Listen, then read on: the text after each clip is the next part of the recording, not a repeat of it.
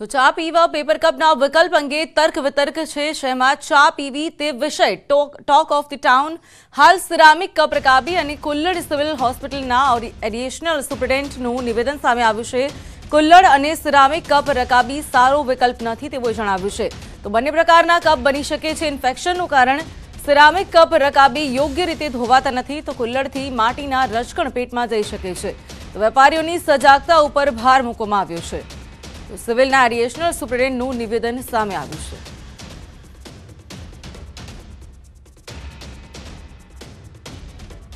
કુલડી અને સિરામિકના કપ એ તો બહુ જ સારો ઓપ્શન નથી।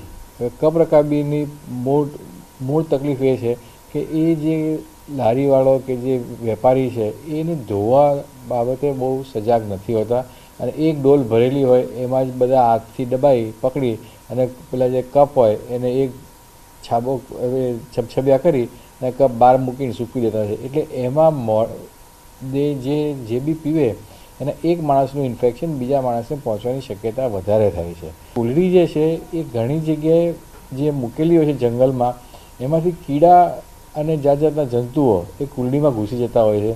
ત્યારબાદ એ કુલડીઓ ધોયા વગર સીધી આ વેપારી ઉપાડતા હોય છે અને ત્યાંથી ચા અંદર પીરશે તો શક્યતા એવી રહે છે કે તમારા મોઢામાં જીવાત ઘૂસી જાય અથવા તો તમારી રચકણ જે રેતીની જે રચકણ આવે માટીની રચકણ આવે એ તમારા મોઢામાં જાય અને કચ કચ એટલો અવાજ એવું કર્યા કરે અને એના થકી ઇન્ફેક્શન બી થવાની શક્યતાઓ રહે છે।